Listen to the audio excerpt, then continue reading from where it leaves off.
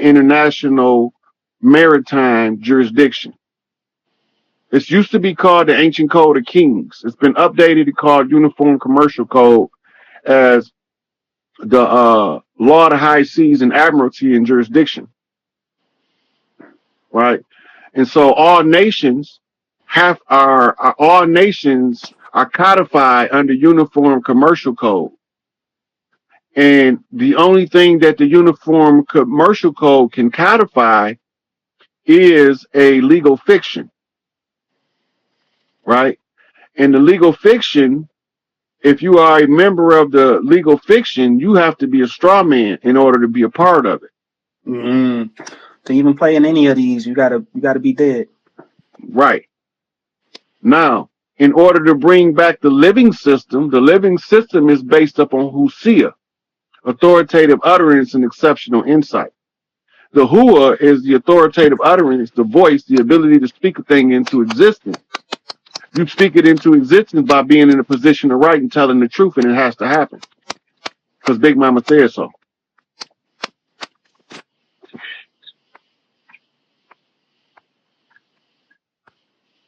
What's the part about the single mothers not wanting what? Oh, dang. Single mothers not wanting to get off of...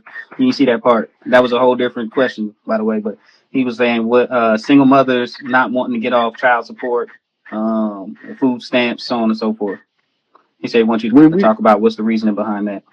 Well, look, that's because they don't know no better. But when we get our shit back, ain't nobody going to be on child support. The child going to be with the parent, if the parent's not together, that is most capable of meeting the necessary needs of the mental, emotional, physical, and economic development of the child. In other words, the parent that can be the greatest benefit to the child is the parent that the child will be put with.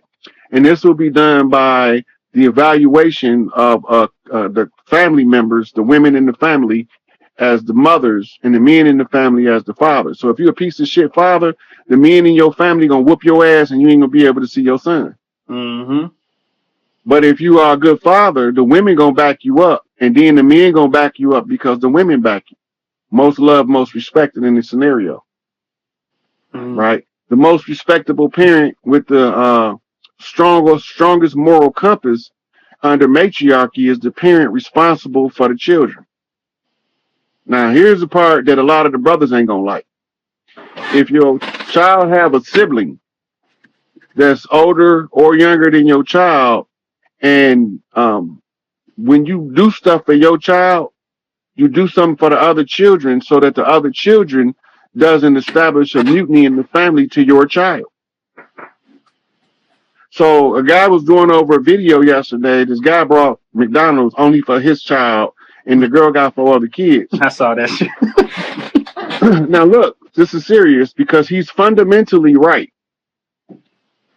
But if he was really understanding child psychological development, he was doing his child more harm than good by leaving his siblings out. Because when he get McDonald's, how do they feel watching their brother with McDonald's and they don't have anything to eat yet? Because they deadbeat ass dad ain't coming around. It's about your child psychological development. Any one of my children that got a sibling, that's my child too. Because I can't go pick up and hug my daughter and she's 5 and she's got a 4 or 3-year-old sister that I'm like, that's not my child. That's wild. Because when she get older, she's going to resent my child for the relationship that my child have with me that she don't have with her father.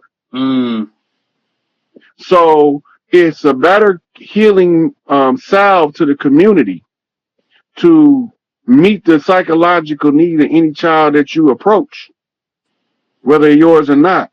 Then that's why I say take a village to raise a child. That shit's serious. You don't want to breed seeds of dissent in the sibling relationship.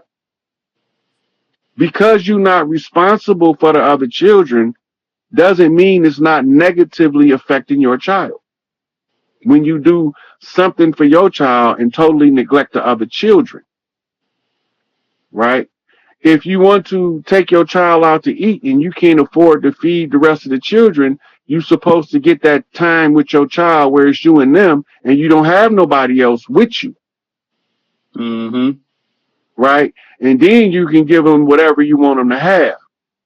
And then when you take them back, send him home with little bags of candy bars for his siblings or something simple, so that when your child seeing you brings the same amount of joy to his siblings that he coming to see you, right, as it does to your child.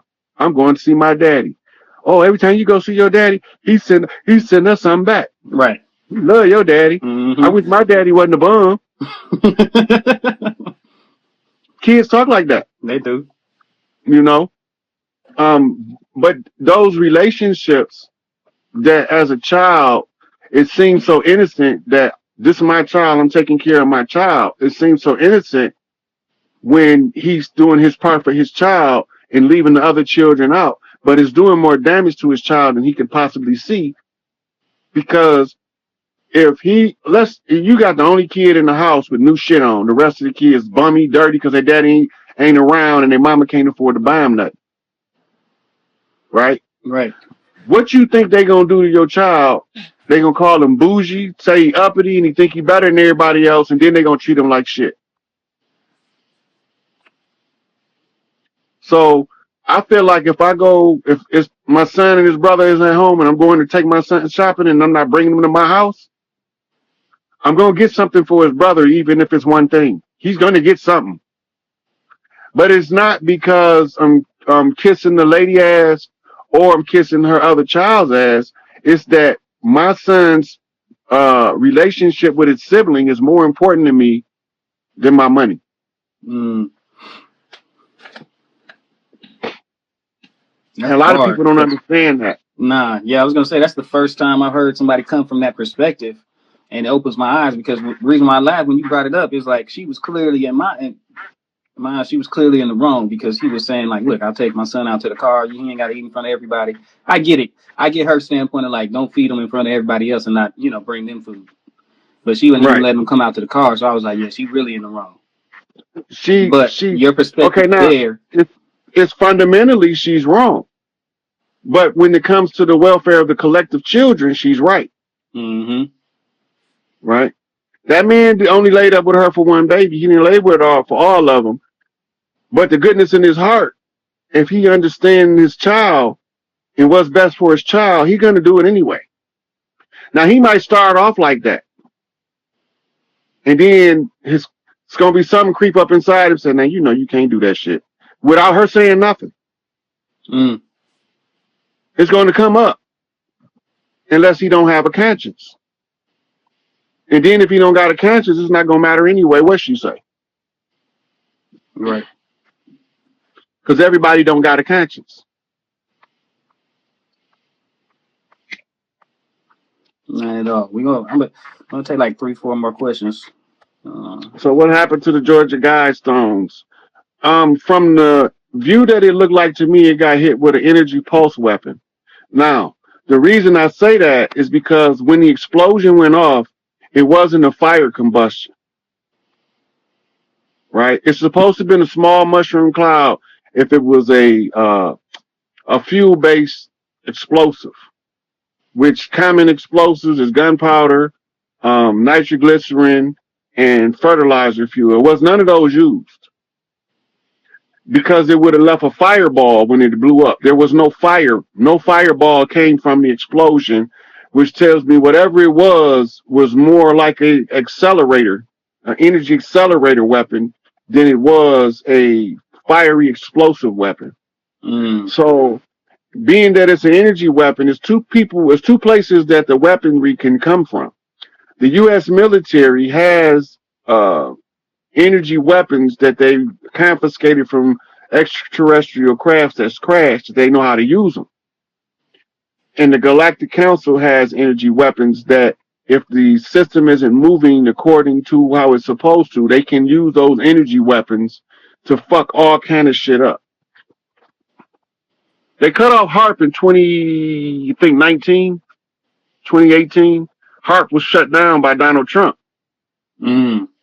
So this is how, and then Joe Biden's administration never put HARP back online because they So, got too many other issues. so HARP has been down the last 3 years. There hasn't been any weather manipulation. If it is, it's coming from the Galactic Council and not from the Earth. Mm. I mean, maybe outside of the chemtrails, because I still be seeing them. Well, some of that is cleanup now. Mm. They got to clean this shit up before they give it back to us from a lot of shit.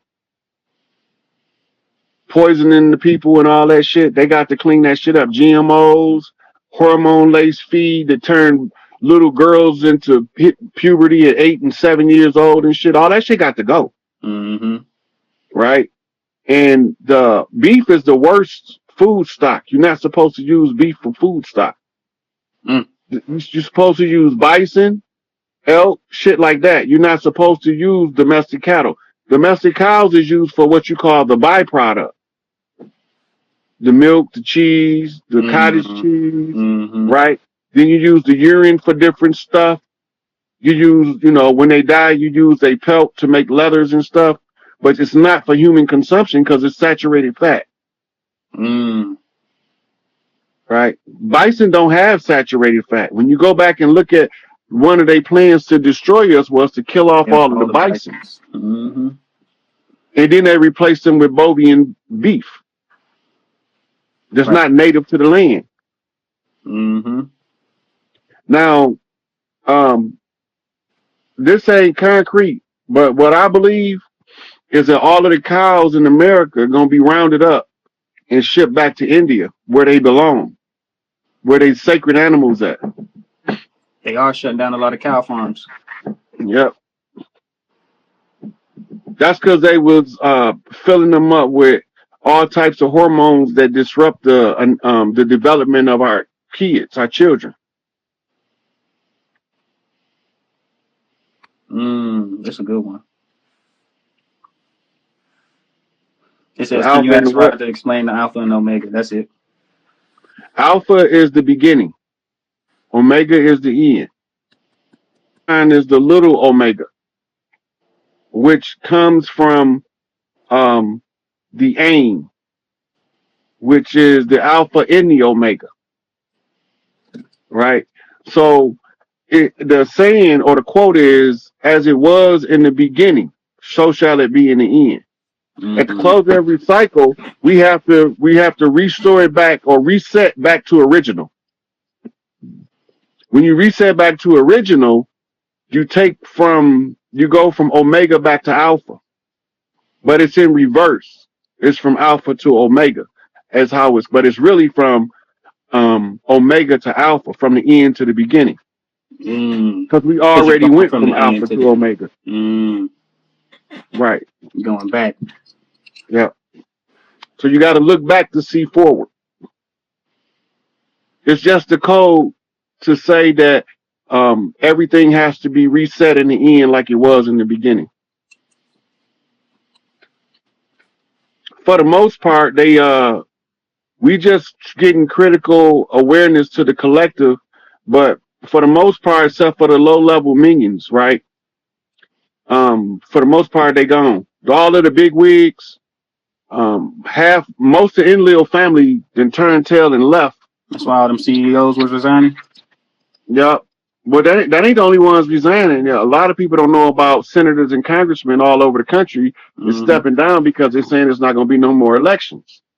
The Mm-hmm. only way there's no more elections is if we return back to selections, natural selections specifically. Most loved, most respected is the rule. The Mm-hmm. one most qualified for the position has to take the lead until he's no longer qualified, and then a qualified person will step up and take it from there.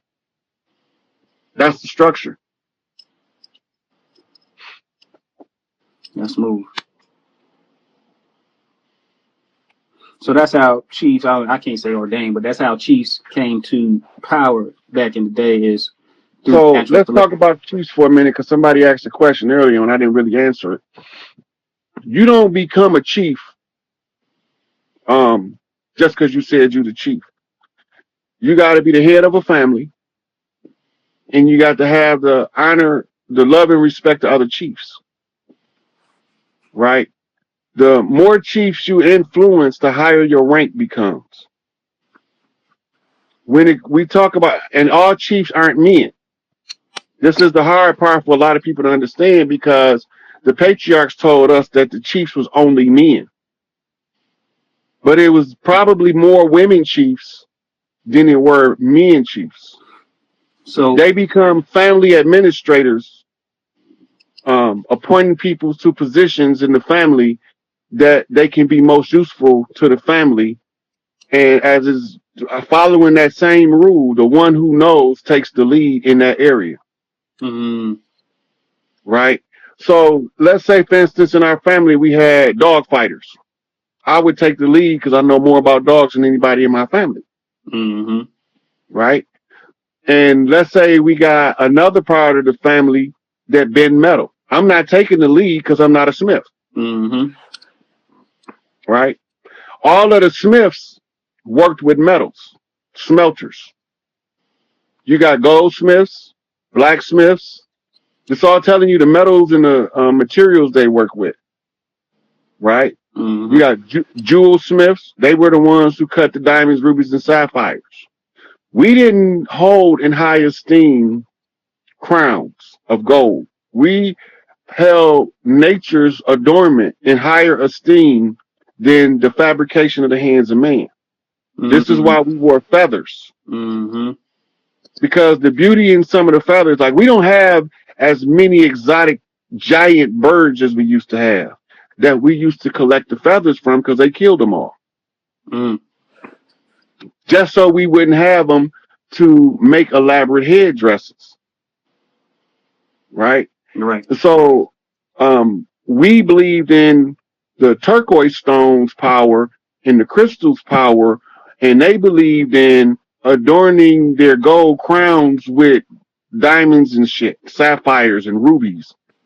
They all got alchemical properties, but they was doing it for the cosmetic allure. Mm-hmm.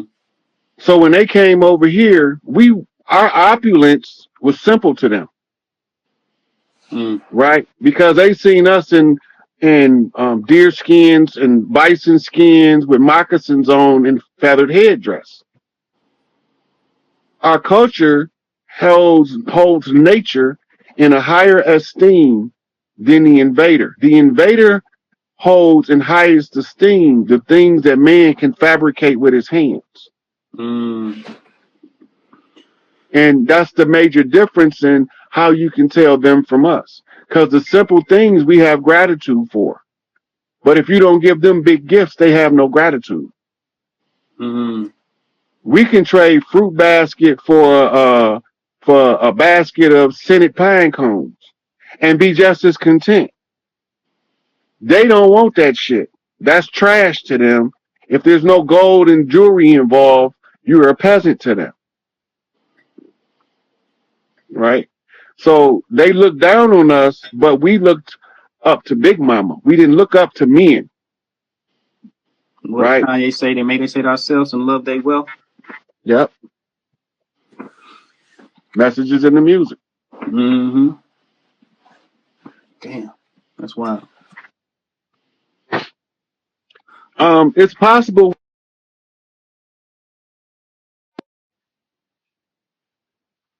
power plants can run out of diesel fuel for the backup engines to add extra power to the production.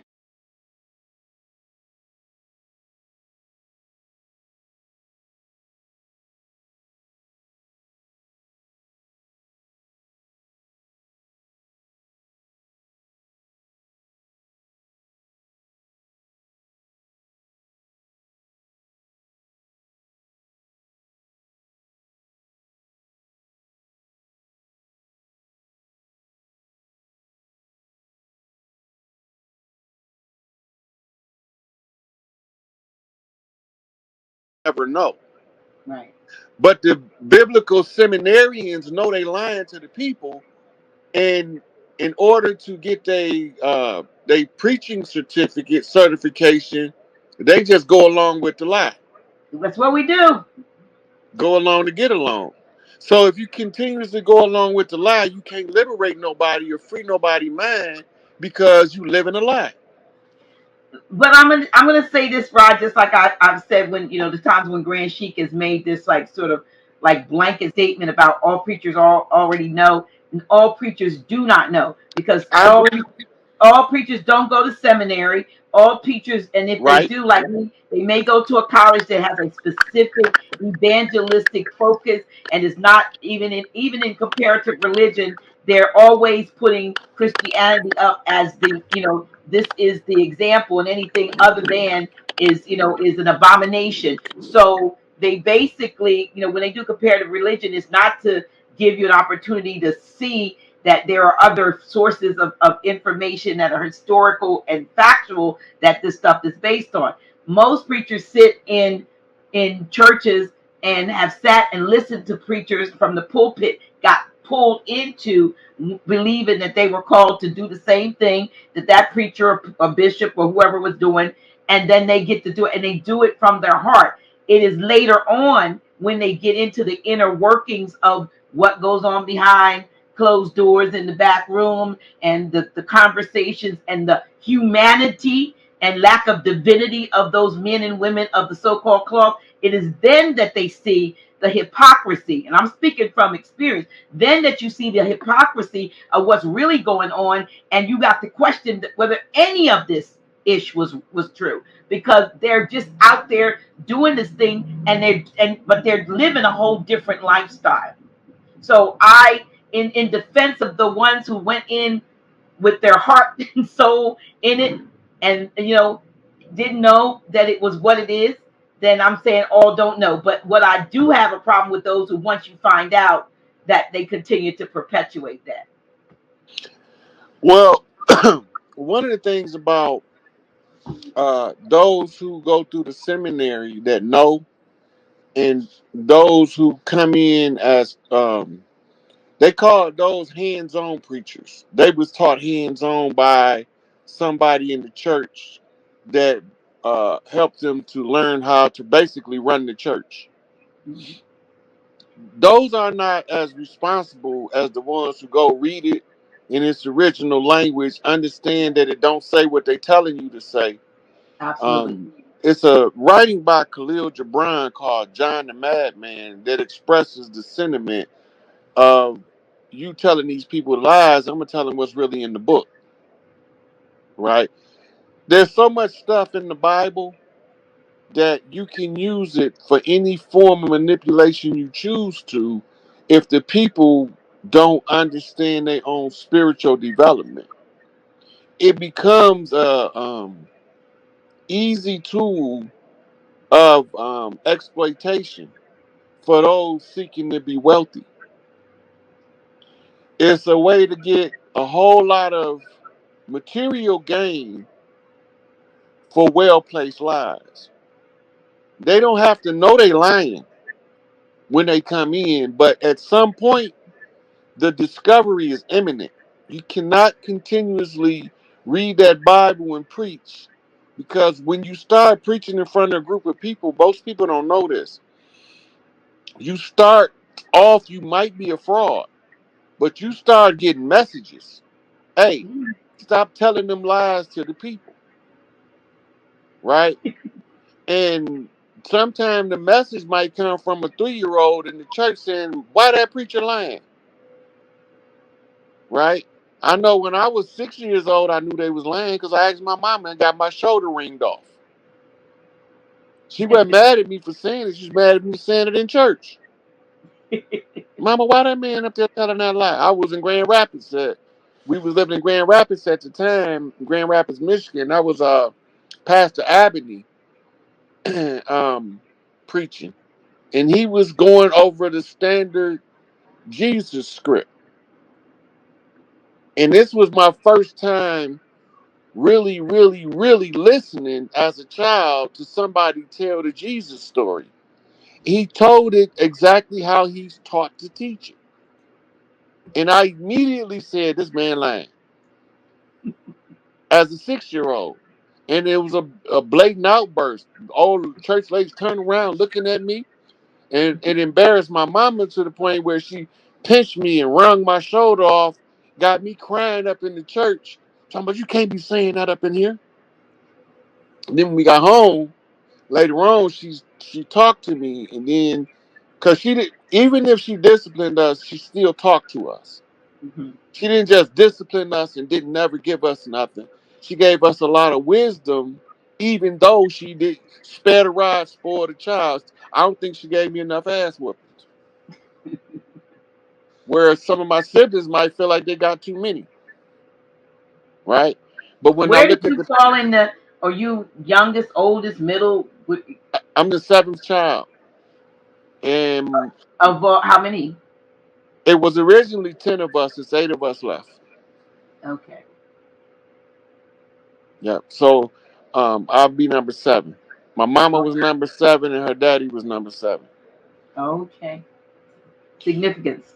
Yeah, Hmm. that's what they call a lightning strike. And my grandmama got struck by lightning. Really? I mean, actually.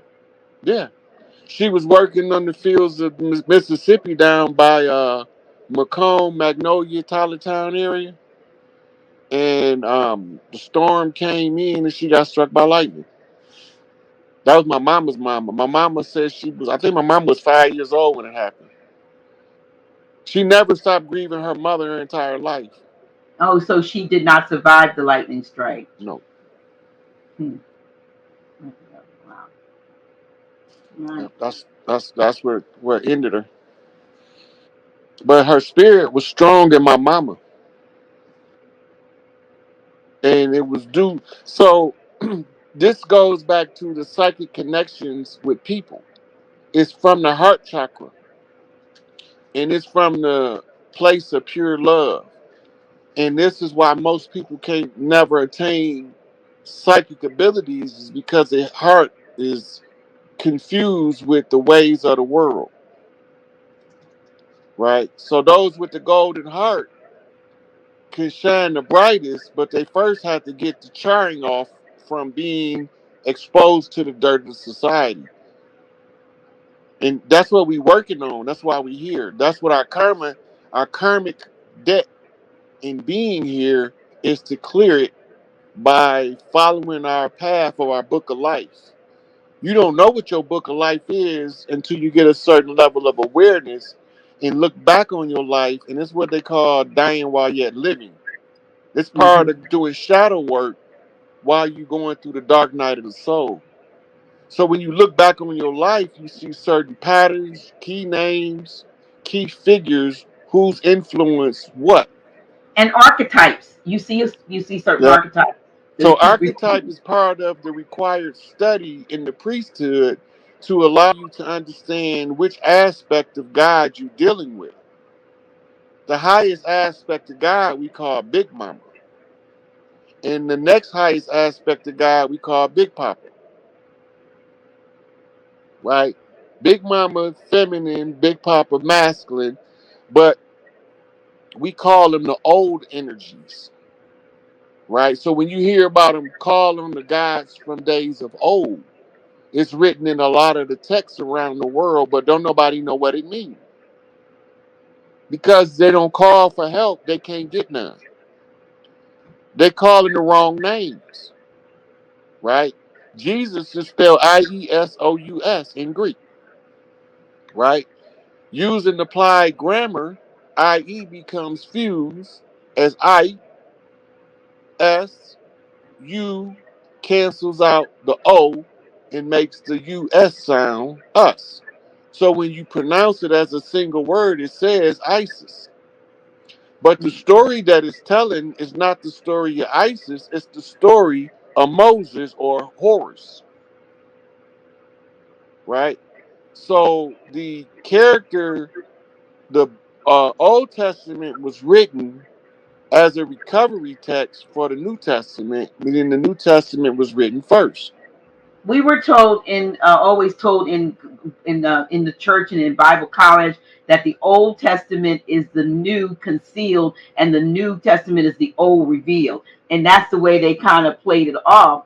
But then you Because they got to give you the right to discover that the Old Testament is written after the New Testament, which turns religion on its head. And we were also taught that there were 400 silent years between the ending of the old and book of Malachi and the beginning of the new, and that in those 4 years God was silent. What we do know now, those who study, is that those are years of what I guess sort of reconstruction renaissance, which came out, ended up being a renaissance afterward. That was when they were the Piso family and the ones that were um, uh, So the misunderstanding comes in the ones here. that were writing, like you said, the one to try to make the two in agreement. That 400-year period, they were that nobody could read the so-called Bible because they were putting it together, Right. But that 400-year period is actually uh, a period where apocryphal books was written. which they, for the most part, disqualified from that. Like the Gnostic texts, they didn't want us to read the Gnostic texts. Right. Well, not necessarily. They called the apocryphal books.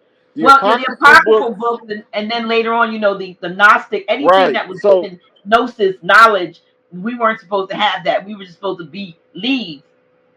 right. So they got several different groups of information that comes from this understanding of missing books of the Bible.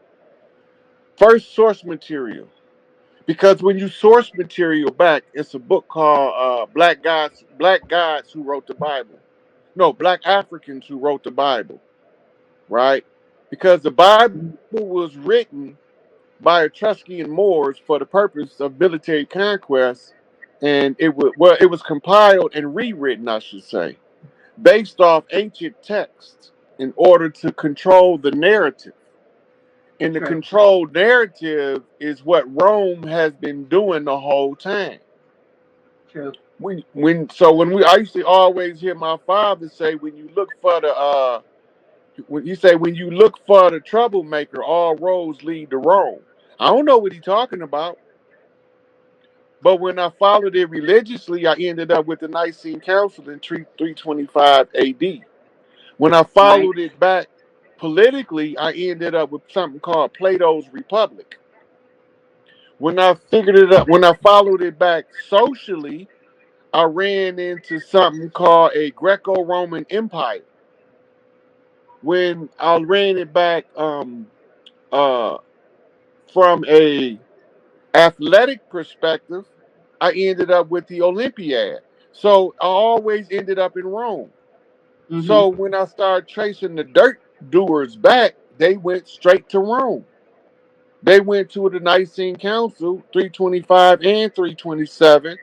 They went back to the ancient um, writer Origin, who was what they call a first century philosopher. They went back to Saint Augustus, another first century writer of Christendom. How can they be first century writers of Christendom when Christendom don't come about into the 300s? So they lying to us automatically. Then you had the council of, what's it called, Chalcedon, 451, where they Hmm. put together the edict of what the Bible was going to be good for. You know what I mean? Um, Right. So this Here, is when they was. yeah. Can I read that just a little paragraph sentence? Yep. It says this council of the Roman Catholic Church, this wise and saving creed, the gift of divine grace